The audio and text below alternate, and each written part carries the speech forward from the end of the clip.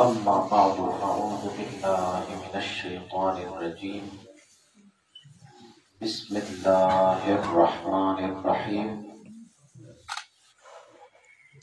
منها خلقناكم وفيها نعيدكم ومنها نخرجكم تارة أخرى. صدق الله مولانا العظيم وصدق رسوله النبي الحبيب الكريم الأمين ونحن على ذلك لمن الشاهدين والشاكرين والحمد لله رب العالمين.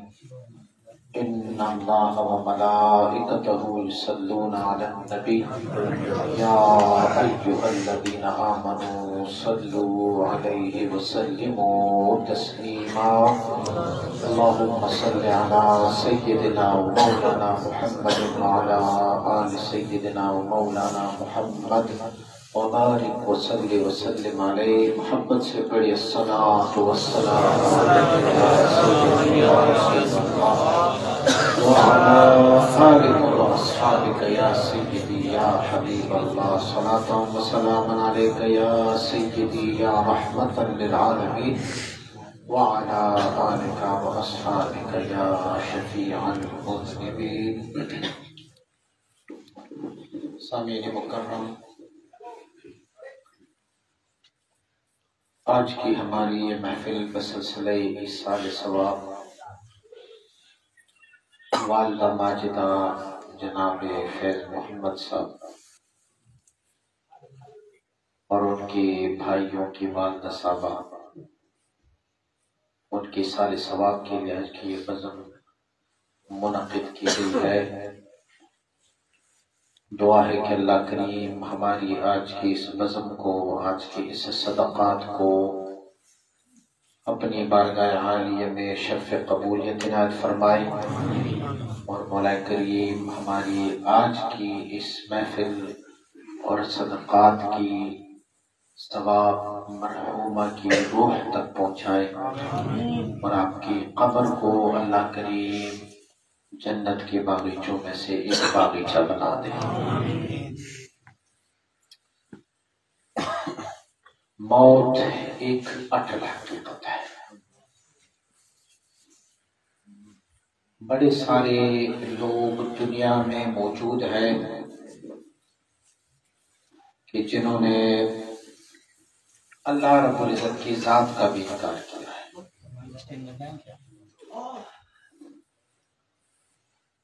اللہ رب العزت کی ذات کی بھی منکرین موجود ہے، انبیاء اور رسول کی بھی منکرین موجود ہے، آسمانی کتابوں کے منکرین بھی موجود ہے، میرے اور آپ کے آقا صلی اللہ علیہ وسلم کے منکرین بھی موجود ہے. لیکن کائنات میں کوئی ایسا بندہ نہیں ہے جو موت کا انکار کر لے. سب موت کی قائل ہے اور اس بات پر متفق ہے کہ موت ایک اٹل حقیقت ہے اور موت نے آنی ہی ہے. میں نے آیت شریف تلاوت کی. اللہ کریم فرماتے ہیں منہا خلقناکم، اسی زمین سے میں نے تم لوگوں کو پیدا فرمایا ہے. وفیہا نعیدکم، اسی زمین کی طرف پلٹ کے تم نے واپس چلے جانا ہے. ومنہا نخرجکم تارۃ اخری، ایک بار پھر اسی زمین سے میں تمہیں حشر کے میدان میں اٹھاتا رہوں گا. تو گویا کل کائنات انسان کی یہی ہے کہ آقا صلی اللہ علیہ وآلہ وسلم نے فرمایا کن فی الدنیا کأنک غریب او کعابر سبیل، دنیا میں ایسے رہو جیسے ایک بندہ بالکل نا آشنا ہو، کسی چیز کو پہچانتا نہیں ہو. غریب کے معنی یہ نہیں ہے کہ دنیا میں ایسے رہو کہ تمہارے پاس کوئی مال دولت نہ ہو، بلکہ دنیا میں ایسے رہو کأنک غریب، گویا کہ تو دنیا کو پہچانتا ہی نہیں ہے، جانتا ہی نہیں ہے۔ اور فرمایا او کعابر سبیل، یا ایسے جیسے ایک مسافر کسی شہر پر سے گزر جاتا ہے تو تم دنیا میں ایسی زندگی گزارتے۔ اور مسافر گمبٹ شہر سے گزر رہا ہو تو گمبٹ شہر میں وہ بنگلے تو نہیں بناتے، وہ کہتے ہیں میں آیا اور یہاں سے میں چلا جاؤں گا، میں ہوں مسافر۔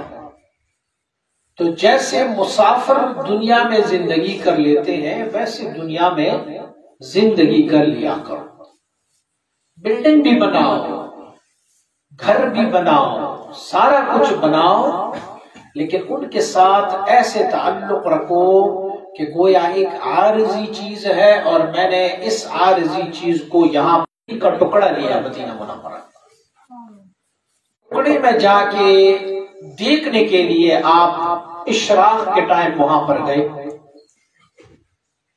سناٹا چھایا ہوا ہے، کوئی آس پاس کوئی بندہ نہیں ہے، آپ ہے، آپ کے ساتھ آپ کا ایک غلام ہے۔ اور جب اس زمین کے ٹکڑے میں گئے تو اس زمین پر کھڑے ہوئے اپنی زمین کا جائزہ لینے لگے کہ کتنی ہے، کیسی ہے۔ تو زمین سے آواز آئی، کہا عمر زیادہ نہ اتھراؤ، زیادہ تکبر نہ کرو، تجھ سے پہلے بھی میرے بہت سارے مالک گزرے ہیں، تو بھی گزرتا جائے گا، کوئی اور مالک بنے گا، اس کے بعد کوئی اور مالک بنے گا، زیادہ فخر نہ کرو کہ یہ میری زمین ہے۔ تو سیدنا عمر رضی اللہ تعالیٰ عنہ سمجھ گئے کہ آواز زمین سے آئی، گئے، سوچا، خیال کیا کہ یہ زمین واقعی مجھ سے پہلے تو کسی اور کی ملکیت تھی، اس سے پہلے کسی اور کی ملکیت تھی، اس سے پہلے کسی اور کی، میرے بعد بھی یہ ملکیت کسی اور کے ہو جائے گی، تو میں کیسے اس زمین کو اپنا بنا سکتا ہوں کہ یہ زمین میری اپنی ہو جائے، کسی اور کی اس میں شرکت نہ ہو۔ تو تشریف واپس لائے، اسی زمین پر کھڑا ہوا اور فرمایا اے زمین میں نے تجھے فی سبیل اللہ وقف کر کے رکھ دیا ہے۔ تو زمین سے آواز آئی، عمر اب میں تیری ہو گئی ہوں، کیونکہ جب فی سبیل اللہ وقف کر دیں گے تو قیامت تک اس سے جو لوگ فائدہ حاصل کرتے جائیں گے، اس میں وہ شخصیت جس نے اس کو وقف کی ہے زمین کو، وہ اس کی ثواب اور اجر میں برابر کا شریک ہوتا ہے۔ تو زندگی کا فلسفہ اتنا ہی ہے کہ اللہ کریم نے ہمیں اس دنیا میں بھیجا اور فرمایا حضور نے صلی اللہ علیہ وسلم نے کہ الدنیا مزرعۃ الآخرہ، فرمایا دنیا میں تم لوگ اسی لیے آئے ہو کہ یہ ایک کھیت ہے، ایک باغ ہے، یہ مزرعۃ الآخرہ، یہ تمہاری آخرت کے لیے کھیتی ہے، تم اس میں آج جو کچھ کاشت کرتے جاؤ گے تو کل بروز قیامت تجھے اس کا پھل اور ثمرہ ملتا جائے گا۔ اور کریم آقا صلی اللہ علیہ وسلم نے فرمایا الجنہ قیعان، فرمایا جنت یہ چٹیل میدان ہے، صاف ستھرا میدان ہے۔ تو فرمایا ہم دنیا میں اس لیے آئے ہیں کہ جنت میں اپنے لیے باغ بنا دیں۔ صحابہ نے پوچھا یا رسول اللہ صلی اللہ علیہ وسلم ہم دنیا میں بیٹھے ہوئے ہیں، وہ جنت ہے، باغ بنانے کے لیے اسی زمین پر جانا پڑتا ہے۔ حضور نے فرمایا نہ، فرمایا اس دنیا میں اسی لیے آئے ہو کہ وہاں اپنے لیے باغ بنا لو۔ فرمایا کیسے بنائیں گے؟ فرمایا ایسے بناؤ کہ من قال سبحان اللہ، جس نے اس دنیا میں ایک بار بھی اللہ کی رضا کی خاطر سبحان اللہ کہا، اس نے جنت میں اپنے لیے ایک درخت کاشت کی ہے۔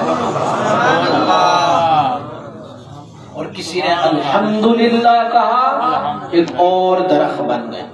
حضور نے فرمایا اس جنت میں اپنے لیے محل بناؤ۔ یا رسول اللہ محل کیسے بنائے؟ فرمایا سونے کی مسالہ، جیسے ہم مسالہ بناتے ہیں، سیمنٹ بناتے ہیں، سونے کی سیمنٹ اور یا گارا ہم بناتے ہیں، سونے کا گارا اور چاندی کی اینٹ لگایا کرو، یا رسول اللہ یہ کیسے لگا ہے؟ فرمایا رب نے تجھے اس دنیا میں بھیجا، تو دنیا میں بیٹھ کے وہاں اپنے لیے ایسا محل تیار کر سکتے ہو کہ جس کی مٹی جو اندر لگی ہوئی وہ سونے کی ہو، اور اس کے پتھر جو ہے وہ اینٹ جو ہے وہ چاندی کی بنی ہو۔ حضور ہمیں ارشاد فرما دیجیے کیسے بنے؟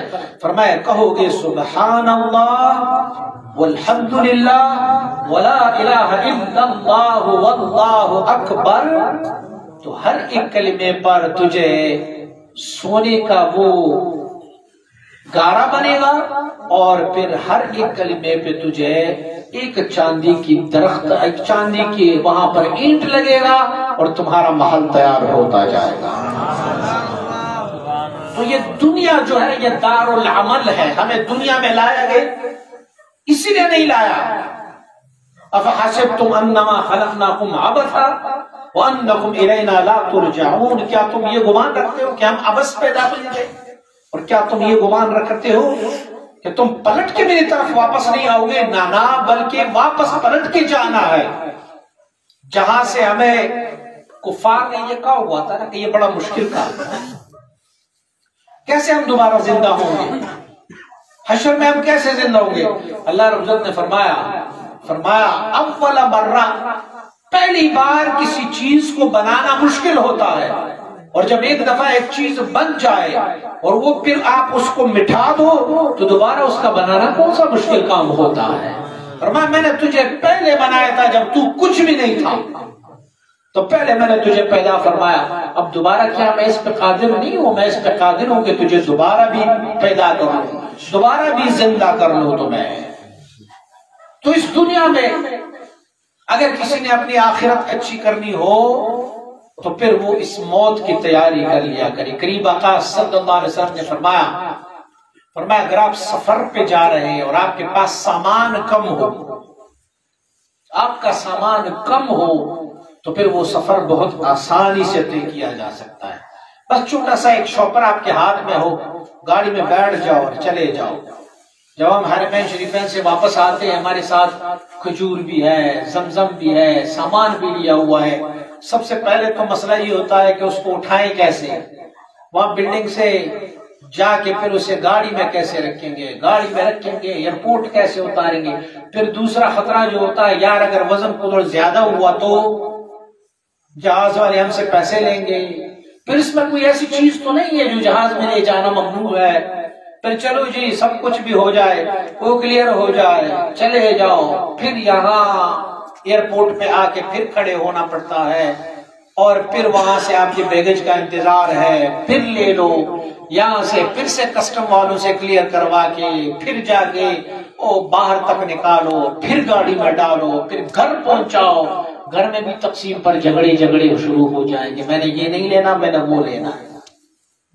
اور جس کے پاس 5 کلو کا ایک شاپر ہو نا وہاں سے لائے، 5 کلو کا ایک شاپر ہو، وہ امیگریشن کو بھی کراس کر لیں گے آرام کے ساتھ، وہ جہاز میں اپنے ساتھ لے کے جائیں گے، اوپر جو ہے وہ لوگیج میں رکھیں گے، اور جب اتریں گے تو وہیں سے اٹھا لیں گے، سیدھا اپنے گھر میں آ جائیں گے۔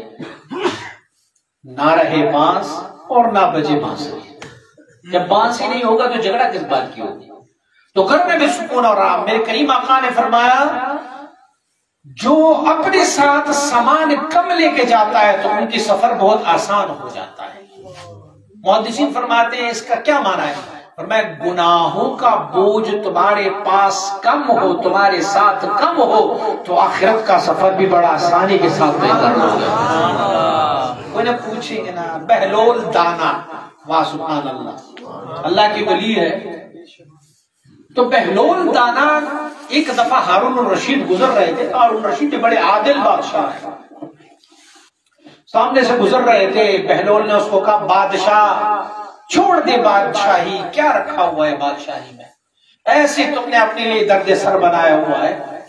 تو ہارون الرشید کو ان سے بڑا پیار تھا، ہارون الرشید ان کو جانتے تھے کہ یہ اللہ کا بندہ ہے، تو اپنے گھوڑے سے اترے، کہا بہلول میں نے کون سی ناانصافی کی ہے، کون سا ظلم کیا ہے، کسی کا حق کھایا ہے؟ بہلول نے کہا بادشاہ سلامت، اگر آپ کسی کے حق تلفی کریں گے تو اس کا تو آپ کو جواب دینا ہوگا، لیکن حق حلال کی بھی جو تمہاری مال ہے نا، اس کے بارے میں بھی تو جواب دینا ہوگا نا، چھوڑ دو اس کو۔ کہنے لگے یار بہلول میرے وہاں پہ محل میں آ جاؤ تو میرے ساتھ حساب کرو گا، میں آ رہا ہوں۔ بادشاہ گئے، شام کو بہلول بھی گیا۔ بہلول جب گیا وہاں پہ بادشاہ کو کہا تمہارا سارا مال حلال ہے نا، کوئی ظلم نہیں کی، زیادتی نہیں کی، کمی نہیں، کچھ نہیں کی۔ کہا ٹھیک ہے جی، میں حشر کا میدان یہاں برپا کر دیتا ہوں۔ وہ حشر میں کیا ہوگا؟ سورج سوانے وزے پہ، زمین تانبے کی بنی ہوگی اور جوتے نہیں ہوں گے، لباس نہیں ہوگا، گرمی ہوگی، افراتفری کا عالم ہوگا۔ تو نے کہا خادم کو کہا کہ توا لے کے آؤ، جس پہ ہم روٹی بناتے ہیں، کہا توا لے کے آؤ۔ توا لے کے آئے، نیچے سے آگ جلائے، اور توا جب گرم ہوا نا تو ہارون رشید کو کہا آ جاؤ، توے پہ کھڑے ہو جاؤ، میں تم سے کچھ پوچھنا چاہتا ہوں۔ کھڑے ہو گئے، لیکن وہ جوتا پہنا ہوا تھا، کہا نہ جوتا اتار کے کھڑے ہو جا، وہاں جوتا نہیں ہوگا۔ ہارون رشید کھڑا ہوا، کہ تیرا نام کیا ہے؟ کہا ہارون رشید۔ باپ کا کیا نام ہے؟ فلاں۔ اچھا تمہاری بادشاہی میں تمہاری وزیر کتنے ہیں؟ اس نے کہا اتنی وزیر۔ کہا کنیزیں کتنی ہے؟ کہا اتنی۔ کہا ان کنیزوں کو، اپنی بیویوں کو آپ کھانا کہاں سے دلاتے ہو؟ کہا میں بادشاہ ہوں، کام کرتا ہوں، صبح آتا ہوں یہاں پر بیٹھ جاتا ہوں تو اس میں سے کمائی سے۔ تمہارے خزانے میں پیسے کتنے ہیں؟ تو جب یہاں تک پہنچے تو ہارون رشید کا پیر جل گیا، انہیں چترا یار بہلول مشکل ہے۔ کہا میں حلال کا تم سے حساب لے رہا ہوں۔ تو ہارون رشید نے کہا ایسے حساب تو آپ سے بھی لیا جا سکتا ہے، تو آپ حساب دو گے؟ کہا میں دوں گا حساب۔ کہا چل آ جاؤ۔ تو بہلول کے پاس تو جوتا تھا ہی نہیں، تو اس پہ کھڑا ہوا۔ کہا بول نام کیا ہے؟ کہنے لگے ایک بہلول، ایک ان کی گدڑی اور ایک کشکول، یہ پورا زندگی ہے میرے پاس۔ اور نیچے اتر گیا۔ کہا میرے پاس تو ٹوٹل کائنات یہی ہے، ایک بہلول، ایک اس کی گدڑی جو میں نے پہنی ہوئی ہے، اور ایک میرا کشکول، بقیہ تو کچھ ہے ہی نہیں۔ نیچے اتر گیا۔ کہا میرا سوال جواب اتنا آسان ہے، اور تمہارے حلال کا بھی اگر سوال جواب لیا جائے نا تو تیرے لیے وہ بھی بڑا مشکل ہوتا ہے۔ تو اللہ کریم نے ہمیں اس دنیا میں مبعوث فرمایا ہوا ہے، اللہ کی نعمتوں سے کوئی کسی کو منع نہیں کرتا۔ ان اللہ یحب ان یرا اثر نعمتہ علی عبدہ۔ اللہ کریم فرماتے ہیں میں اس بات سے خوش ہو جاتا ہوں کہ میں نے کسی بندے کو کوئی نعمت دی اور اس نے اس نعمت کو استعمال کیا تو رب خوش ہو جاتا ہے، اللہ رب العزت خوش ہو جاتا ہے۔ آپ دنیا میں کیا کرتے ہو؟ کسی کو اگر آپ نے تحفہ دیا نا، مجھے میرے ساتھی جو ہے نا وہ سوٹ کا تحفہ دے دیتے ہیں، میں جب پہنتا ہوں ان کے سامنے پہنتا ہوں تو وہ اتنا خوش ہو جاتے ہیں، سائی نے میرا دیا ہوا سوٹ پہنا ہوا ہے، سائی نے میرے دیے ہوئے جوتے پہنے ہوئے، یا کچھ بھی جب آپ استعمال کرتے ہو دنیا میں تو بندہ کتنا خوش ہو جاتا ہے کہ میں نے ان کو دی تھی اور انہوں نے استعمال کیا۔ تو رب بھی اس پر خوش ہوتا ہے کہ میں نے نعمت اپنے بندے کو دی اور بندے نے اسے استعمال کر لیا ہے۔ لیکن ان کے بارے میں تب تک نہیں پوچھا جائے گا۔ صحابی عرض کرتے یا رسول اللہ صلی اللہ علیہ وسلم کیا ان چیزوں کا ہم سے پوچھا جائے گا؟ فرمایا میرے رب نے فرمایا لَتُسْأَلُنَّ يَوْمَئِذٍ عَنِ النَّعِيمِ۔ میری کریمہ کا سیدنا صدیق اکبر رضی اللہ عنہ، سیدنا عمر رضی اللہ عنہ، یہ مبارکین ایک صحابی کے باغ میں جاتے ہیں۔ میرے آقا صلی اللہ علیہ وسلم کو آدھے کچے اور آدھے پکے کھجور، سندھی میں کیا کہتے ہیں؟ وہ والے، وہ بڑے پسند تھے آپ کو۔ تو حضور نے اس باغ میں جب تشریف لے گئے تو دیکھا درخت میں وہ کھجور لٹک رہے ہیں، نیچے اس باغ میں ایک ندی بہ رہی ہے جس میں پانی ہے۔ تو صحابی نے جلدی سے وہ کھجور کا خوشہ اتارا اور میرے کریم آقا صلی اللہ علیہ وسلم سیدنا ابو بکر اور سیدنا عمر رضی اللہ عنہ کو پیش کی۔ حضور نے تناول فرمایا، ابو بکر اور عمر نے بھی تناول فرمایا، اور اس کے بعد اس میں سے ٹھنڈا پانی اٹھا کے پی لیا۔ تو کریم آقا نے فرمایا، میرے رب نے فرمایا لَتُسْأَلُنَّ يَوْمَئِذٍ عَنِ النَّعِيمِ۔ قیامت والے دن تم سے نعمتوں کے بارے میں پوچھا جائے گا، اس نعمت کے بارے میں تم سے پوچھا جائے گا۔ سیدنا عمر رضی اللہ عنہ مبارک نے ارشاد فرمایا یا رسول اللہ کیا ہم سے اس اسودین کے بارے میں بھی پوچھا جائے گا؟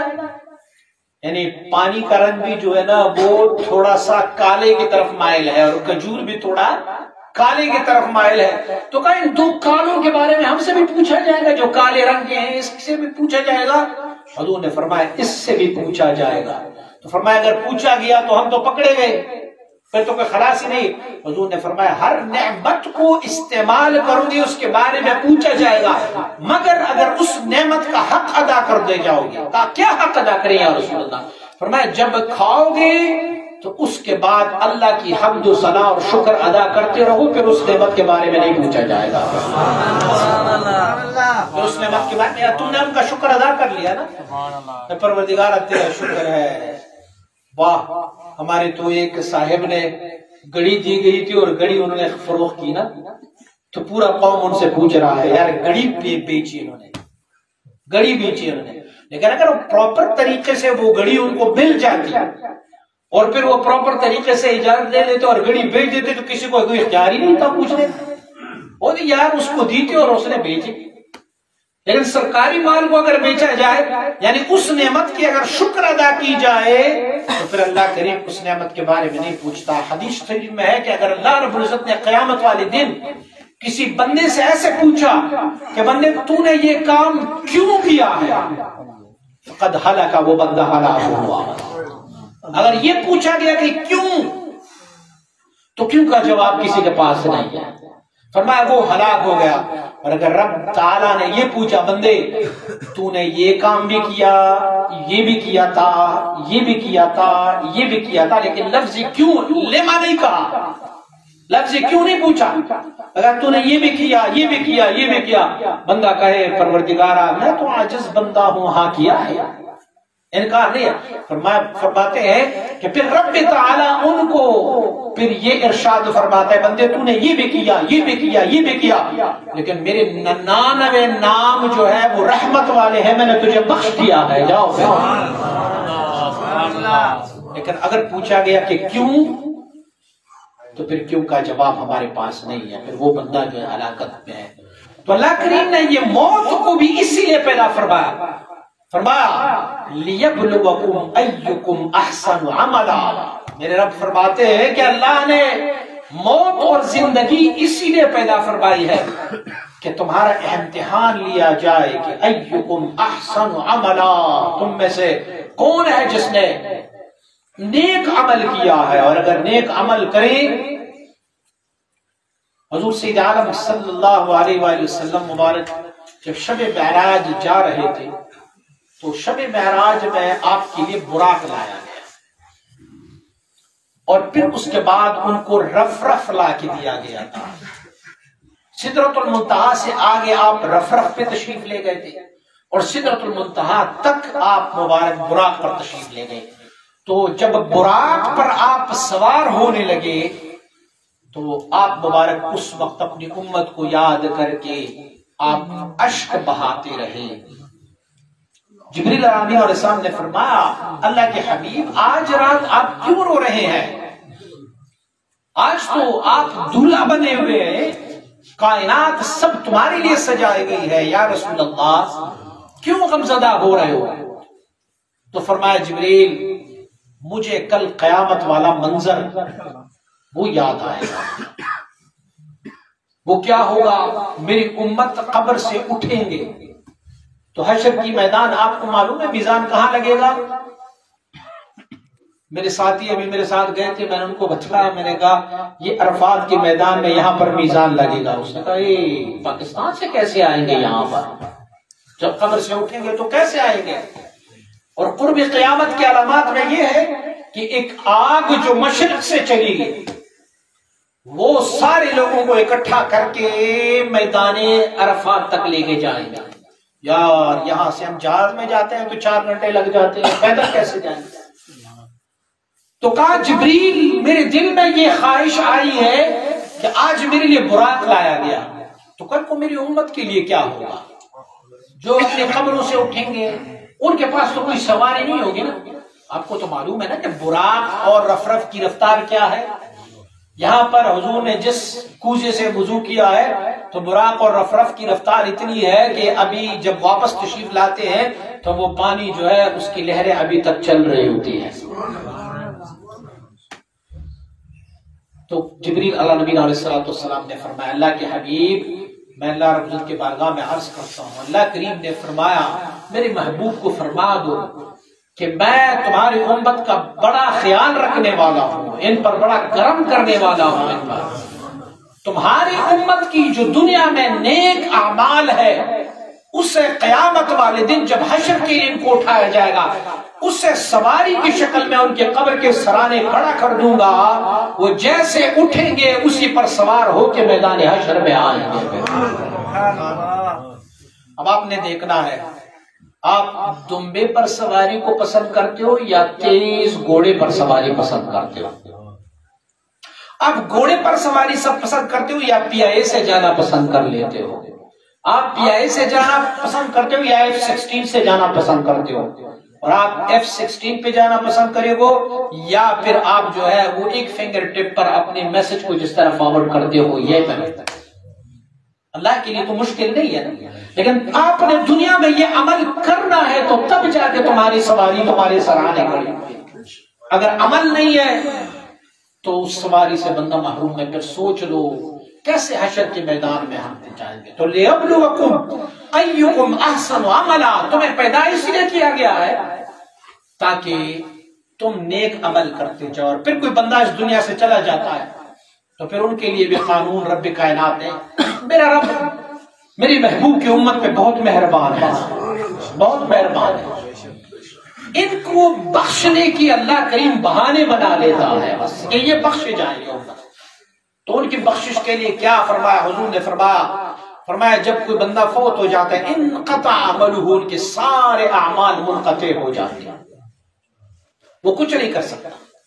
اگر وہ عمل کر بھی لے نا، ادھر دیکھو حضور جب معراج کی تشریف لے جا رہے تھے تو فرمایا کہ میں نے اپنے بھائی موسیٰ علیہ نبی علیہ السلام کو دیکھا، وہ اپنے قبر میں کھڑے تھے اور نماز پڑھ رہے تھے، لیکن اس نماز پر ثواب مرتب نہیں ہے جو عالم ارواح میں پڑھی جائے.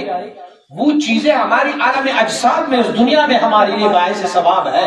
تو اگر کوئی میت اپنے قبر میں تلاوت کلام بھی کرے یا کوئی صدقات و عطیات و خیرات بھی کر لے، نمازیں پڑھ لے، تو اسے ان کے کوئی ثواب نہیں ہوگا.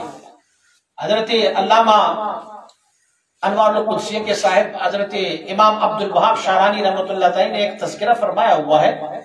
فرماتے ہیں کہ مرید کو چاہیے کہ جب پیر مرشد وفات پائے تو مرشد کی بیوی سے وہ شادی نہ کرے. شرعاً تو جائز ہے لیکن اس سے شادی نہ کرے. یہ طریقت کے اصولوں کے خلاف ہے کہ مرشد کی بیوی ہو، مرشد فوت ہو جائے اور وہ پھر ان سے شادی کر لے. فرمایا سیدی علی الخواص رحمت اللہ تعالی نے ارشاد فرمایا کہ ہمارے مرشد گرامی جب وفات پا رہے تھے تو اپنی زوجہ کو انہوں نے فرمایا میری بات اگر شادی کرنی ہے تو کسی غیر سالک سے، میرے مرید سے شادی نہ کرو. اور اپنے مریدوں کو فرمایا کہ اگر آپ لوگ شادی کرنا چاہیں تو میری زوجہ سے میری وفات کے بعد آپ شادی نہیں کریں گے. لیکن خلفاء میں سے ایک خلیفہ تھے، آپ جب وفات پائے خلفاء میں سے ایک خلیفہ تھے، انہوں نے جناب اس خاتون سے، اس زوجہ سے جو اپنی مرشد کی زوجہ تھی، ان سے عدت گزرنے کے بعد شادی کر لی. لوگوں نے بڑا منع کیا. سیدی امام عبد الوہاب شعرانی رحمۃ اللہ تعالی فرماتے ہیں کہ میرے مرشد نے فرماتے ہیں وہ شادی کی چند مہینے بعد حضرت کی قبر پر وہاں حاضر ہوئے. وہ جب حضرت کی قبر پہ حاضر ہوئے تو فرمایا کہ اچانک ہم نے دیکھا کہ قبر سے حضرت کا ہاتھ نمودار ہوا اور اس میں سے ایک خنجر تھا. سب سے پہلے اپنی بیوی کی سینے میں گھونپا اور اس کے بعد اس بندے کے، اس اپنی خلیفہ کی سینے میں گھونپا. دونوں گر پڑے، دونوں بن گئے وہاں پہ. تو آپ جواب دے دیتے ہیں. سوال کو پوچھا یار یہ کیسا ولی تھا جس نے لوگوں کو قتل کیا؟ تو آپ فرماتے ہیں کہ جب بندہ دنیا سے چلا جاتا ہے تو اس کے سارے عمل منقطع ہو جاتے ہیں. اگر وہ کرامتاً بھی کسی کو مار دے تو اس پر اس کا کوئی وبال اور گناہ نہیں ہے کیونکہ عمل منقطع ہے. تو میرے قریب آقا نے فرمایا کہ سارے عمل منقطع ہو جاتے ہیں. لیکن 3 ایسے اعمال ہیں جو اس کے بعد بھی ان کے لیے سبب مغفرت اور سبب بخشش بن جاتی ہے۔ اب وہ کون سے عمل ہے؟ ایک اس بندے نے جو فوت شدہ بندہ ہے، اس نے کوئی ایسا عمل کیا ہو کہ جو صدقہ جاریہ کی شکل میں ہو۔ وہ مسجد بنائی مثلا، اب مسجد میں جب تک اللہ کی عبادت ہوتی رہے گی اس وقت تک اس بندے کو ان کا ثواب ملتا رہے گا۔ اور فرمایا یا بیر کنواں کھودے، بیر یا کنواں کھودے اور اس کنویں میں سے جب تک لوگ پانی پیتے رہیں گے اس کا ثواب اس میت تک پہنچا جائے گا۔ اور فرمایا او ولد صالح، فرمایا یا پھر نیک اولاد ہو اس کی، یدعا لابویہ، اپنے ماں باپ کے لیے دعا کرتے رہیں گے تو اللہ اس میت کی بھی بخشش اور مغفرت فرماتا رہے گا۔ حضرت شیخ عبدالحق محدث دہلوی رحمۃ اللہ تعالی نے فرمایا، آپ فرماتے ہیں ایک بندہ جو بہت فاسق و فاجر تھا، وہ فوت ہو گیا اور ان کا ایک بیٹا تھا۔ وفات سے پہلے اس نے اپنے بیٹے کو وہ کسی عالم کے پاس جا کے بٹھایا۔ عالم صاحب نے ان کو شروع میں جب شروع کرنے لگے تو بسم اللہ الرحمن الرحیم پڑھنا شروع کر دیا۔ ابھی جیسے اس بچے نے بسم اللہ الرحمن الرحیم سیکھا، اس سے اگلے دن اس کی والد وفات پائی۔ تو لوگوں نے کہا یہ تو بندہ بڑا فاسق و فاجر تھا، پتہ نہیں کیا ہوگا کیسے ہوگا۔ تو اس کو دفنایا گیا، جنازے کے بعد اس کو دفنایا گیا۔ جب دفنایا گیا تو رات کو اسی عالم کے پاس، جس عالم کے پاس انہوں نے اپنے بیٹے کو رکھا ہوا تھا، رات کو یہ خواب دیکھ رہا ہے۔ دیکھا وہ بندہ جو ہے نا وہ حشاش بشاش ہے، تو پوچھا تمہارے ساتھ کیا معاملہ ہوا؟ اس نے کہا میرے ساتھ اللہ رب العزت نے بہت اچھا معاملہ فرمایا، رب نے میری بخشش اور مغفرت فرمائی۔ اب وہ کیسے؟ کیا کیا تھا تم نے؟ کہا میں نے کچھ کیا نہیں تھا، فرمایا میں نے اپنے بیٹے کو تیرے پاس چھوڑا، جب بیٹے نے کہا بسم اللہ الرحمن الرحیم، میرے رب کے فرشتوں نے کہا یہ اس بندے نے اپنے بیٹے کو استاد کے پاس بٹھایا تھا، تو اس بیٹے کی بسم اللہ کی وجہ سے اللہ نے اس کی مغفرت فرما دی۔ او ولد صالح یدعا لابویہ، یا ولد صالح ہو جو ابوی اپنے والدین کے لیے دعائے مغفرت کرتے جائیں۔ حدیث شریف میں ہے کہ یہ جو ارواح ہوتے ہیں اموات کی، قبرستانوں میں جب یہ دفنائے جاتے ہیں تو فرماتے ہیں ان الارواح لیباہی، فرمایا روح ہے وہ فخر کرتی ہے۔ ایک روح قبرستان والوں پر دوسرے ارواح پر فخر کرتے ہیں، وہ روح کہتی ہے دوسرے قبرستان والوں کو ارے آؤ میری طرف آؤ، دیکھو تو میرے پاس کتنا پیارا تحفہ آیا ہے۔ دوسرے ارواح ان کو کہتے ہیں تحفہ کہاں سے آیا ہے؟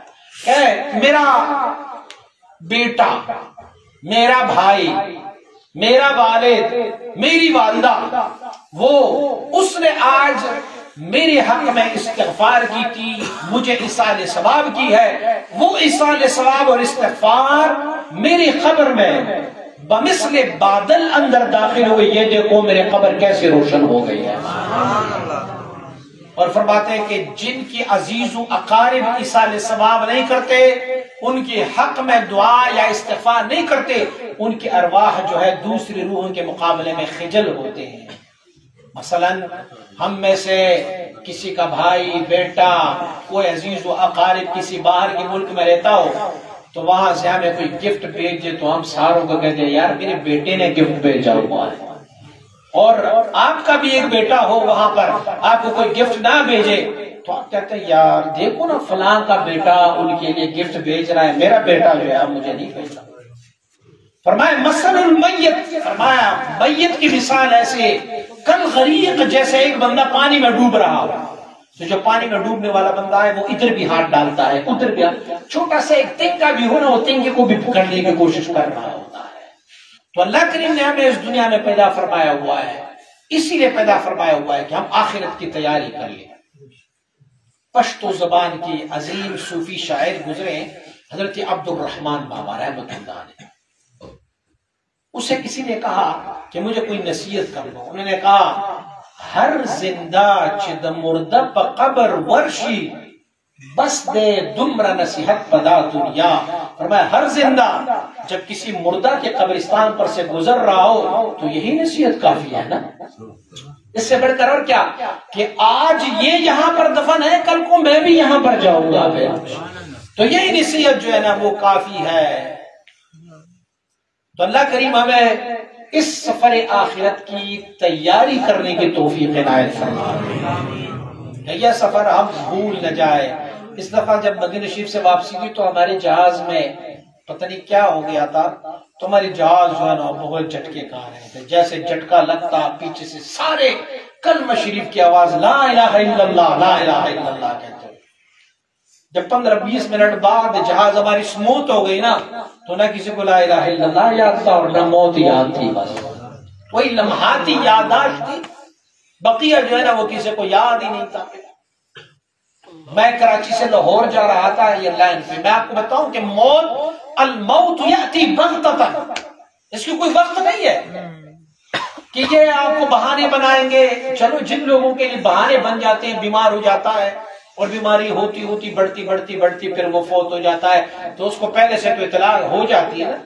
میرے کریم آقا صلی اللہ علیہ وسلم نے فرمایا جب تمہاری داڑھی میں ایک بال سفید آئے تو فرمایا یہ تمہاری قبر سے تمہارے لیے ایک نمائندہ آ گیا ہے. یہاں پر یہ نمائندہ ہے کہ بال تمہارا سفید ہو گیا ہے. تو میں وہاں سے آ رہا تھا کہ نوجوان آیا، اچھا خاصا موٹا تازہ جوان تھا، گلے میں چین شین ڈالی ہوئے، ہاتھوں میں کڑے بڑے، کانوں میں بالیاں بھی ڈالی ہوئی تھی، بڑے بڑے بال رکھے ہوئے تھے. آئے اور وہاں پر بیٹھ گئے. پتہ نہیں وہ کس طریقے سے لائٹر کو اپنے ساتھ لے کے آیا تھا. جیسے بیٹھ گیا سگریٹ نکالی اور سگریٹ سلگانے لگے تو ایئر ہوسٹس وغیرہ آئی، ان کو منع کیا، وہ لائٹر ان سے لیا، وہ گالیاں نکالتا ہوتا تھا اور مستی میں، اور اپنا ہیڈ فون بھی لگائے ہوئے تھے، اس پہ کوئی گانا وانا سن رہا تھا، وہ بڑی مستی میں تھا. تو میری اور اس کے درمیان ایک سیٹ خالی تھی، وہ اس سیٹ پہ بیٹھا ہوا تھا. میری طرف دیکھا، کہتا مولوی دا کی کام ہے جہاز، مولوی جہاز میں کیا کر رہا ہے؟ میں نے اسے کہا تو جیسے ناچنے والے کی جہاز میں کیا کام ہے؟ یہ جہاز بنا ہوا عزت دار لوگوں کے لیے، تو گا رہا ہے، ناچ رہا ہے، تو کہیں جا کے اور ناچ ہوگا. بس وہ ہر کسی پر جو ہے وہ حملہ کرتا ہوتا تھا، ہر کسی پر کوئی جملہ کستا ہوتا تھا. تو بیٹھ گیا ادھر. میں نے وہ ایئر ہوسٹس کو بلائے، میں نے کہا مجھے کوئی سیٹ تبدیل کر کے دو یار، یہ بندہ تو. انہیں کہا چلو فلائی ہو جائے تو پھر میں آپ کو دے دیتا ہوں. وہ ایئر ہوسٹس کو بھی کہا یار ہم نے 20,000 کا ٹکٹ لیا ہوا ہے، ایسے بدصورت ایئر ہوسٹس ہے، کوئی خوبصورت رکھ لی تھی یہاں پر تم نے. میں نے اس کو کہا یار مجھے الگ سے سیٹ دے دو، یہ تو بندہ بڑی مستی میں تھا. جہاز فلائی کر گیا، کوئی 10 منٹ بعد وہ نہ میری طرف ایسے لڑک گیا. میں نے کہا یہ میرے ساتھ کوئی مذاق کر رہا ہے. میں نے پھر اس کو ایسے دھکا دیا تو وہ کھڑکی کی طرف جا کے یوں لڑک گیا. میں نے جب اس کو دیکھا اس کے منہ سے جھاگ نکل رہی ہے، ہیڈ فون لگا ہوا ہے، گانے چل رہے ہیں اس کے، وہ ایسے لڑک گیا اس طرف، منہ سے جھاگ نکل رہی تھی اس کی. میں نے پھر جہاز کے عملے کو بلایا، میں نے کہا یہ بندے کو لگتا ہے کچھ ہو گیا. اس نے جہاز میں اعلان کیا کہ اگر کوئی ڈاکٹر ہو تو ہمارے پاس ایک پیشنٹ ہے وہ دیکھیے. ایک ڈاکٹر تھا، اسے ٹیلیسکوپ لے کے آیا، اس کو چیک کیا، اس نے کہا ایکسپائر ہو گیا، مر گیا ہے. تو اب ان کی جیب میں آئی ڈی کارڈ بھی نہیں تھا، اور یہ تو پتا تھا کہ وہ کراچی جا رہے ہیں، لیکن یہ معلوم نہیں تھا کہ کراچی میں کہاں جا رہے ہیں. کوئی سامان بھی ان کے نیچے لاگیج میں کوئی سامان تھا ان کا، لیکن وہ انہوں نے کہا کہ ہم اب لینڈ کریں گے بہاولپور کیونکہ ہمارے پاس یہ ڈیڈ باڈی آ گئی ہے. تو لوگوں نے شور مچایا کہ ویسے بھی ہم جا رہے ہیں تو چلو اس وقت تک آپ اس کو اسٹریچر پہ ڈال کے کسی سائڈ پہ رکھ لو تو کراچی ویسے بھی اتر جائیں گے. پھر کراچی تک وہ ایک اسٹریچر پہ پڑا رہا وہاں پہ. میں نے کہا دیکھو 2 منٹ بعد تمہاری کیا، 2 منٹ پہلے تمہاری کیا اکڑ تھی، کیا کچھ کر رہے تھے، اور موت بھی تجھے ایسی نصیب ہوئی کہ تمہارے کانوں میں جو ہے وہ گانے بج رہے تھے اور روح تمہاری قبض ہو گئی ہے. یہ تو انسان کی ہے، اتنی سی زندگی ہے نا، وہ پتہ نہیں. تو اگر عمل صالح کرتے جائیں گے، نیک عمل کرتے جائیں گے تو اللہ کریم ہمیں موت بھی بہت پیاری عنایت فرمائے۔ آپ نے اور دور نہیں جاتے، قریب جاتے ہیں۔ علامہ خادم حسین رضوی صاحب کو آپ نے دیکھا تھا، وفات پائے نا، تو وفات پانے کے 2 دن بعد بھی بغیر کسی ٹھنڈے جگہ پر، بغیر کسی ریفریجریٹر پر، ایسے اپنے بیڈ پر پڑے رہے اور 2 دنوں تک آپ کی جسم میں کوئی ایک بھی خرابی نہیں آئی، ایسے روشن چہرہ۔ حضرت مبارک صاحب علیہ رحمہ نے اپنی روح جو ہے وہ میرے اس کاندھے پر سر رکھ کے اپنی روح آفری کی سپرد کر لیتے۔ آپ یقین جانے مبارک صاحب علیہ رحمہ رات کو 2 بجے وفات پائے اور اگلے دن ہم نے اسے تقریباً مغرب کی نماز کے بعد دفنایا، اور اس وقت بھی جب میں آپ کا ہاتھ اٹھاتا تو آپ کا ہاتھ اٹھ جاتا پھر واپس نیچے آتا۔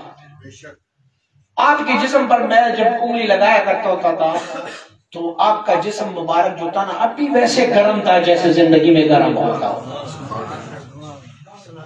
لیکن اگر آپ ایسا ہی موت چاہتے ہو تو پھر زندگی ایسی جیو جیسے ان بزرگوں نے جی ہے زندگی میں، پھر موت بھی تمہارے لیے راحت ہوگی۔